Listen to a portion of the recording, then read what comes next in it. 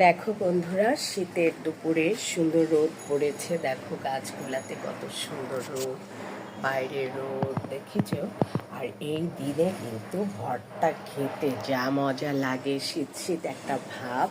আর দেখো গাছগুলোতে রোদের একটা পড়েছে, ছায়া, রোদের একটা আলোকিত করেছে। দেখো কি সুন্দর। দেখো এই রোদটা এত ভালো লাগে শীতের রোদে। আর এখন আমরা যাব একটু ভর্তার রেসিপির জন্য। আমি আমার টেবিলে দেখো সব আয়োজন করে এনেছি। আজকে আমি তোমাদেরকে ভর্তা দেখাবো, ফুলকপি ভর্তা। এজন্য দেখো এখানে আমি ফুলকপি সিদ্ধ করে রেখেছি। এখানে কিছু টমেটো, রসুন, পেঁয়াজ, শুকনো মরিচ সিদ্ধ করা আছে। এখানে আছে সরষের তেল আর লবণ তো দিতেই হবে। চলো আমরা তাহলে ভর্তায় চলে যাই।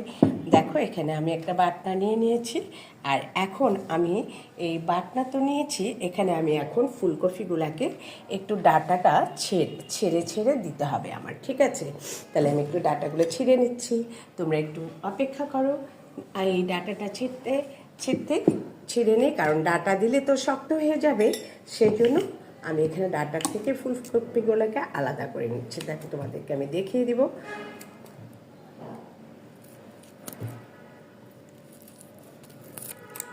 ফুলকপিটাকে একটু লবণ দিয়ে আমি লবণ হলুদ দিয়ে একটু সিদ্ধ করে নিয়েছি। তোমরা দেখতে পাচ্ছ।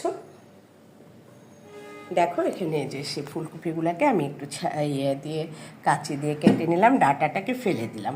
এবার আমি এই যে তোমাদেরকে দেখালাম টমেটো এবং মরিচ এবং এখানে রসুন সব কিছু মিলিয়ে এটাকে ভেজে রেখেছি, এটাকেও আমি দিয়ে দিলাম। আমার মনে হয় বাটনার প্রয়োজন হবে না, হাত দিয়ে এটাকে মাখতে হবে। আবার দেখো একটু লবণ ছিটিয়ে দিলাম। আর রোদের এই দিনে ভর্তাটা একদম মজা করে জমে যাবে। দেখো রোদ রোদ পড়েছে, ফুলকপিটা খেতেও মজা লাগবে।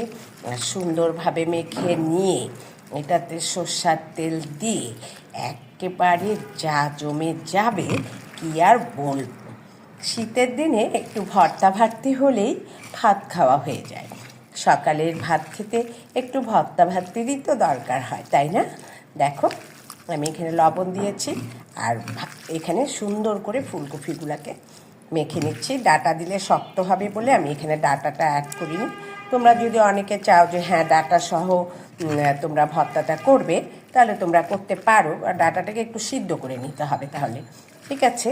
আর দেখো ভালো করে চটকিয়ে মাখতে হবে। এখানে যেহেতু পেঁয়াজ আছে আর আমাদের পেঁয়াজের দরকার নেই,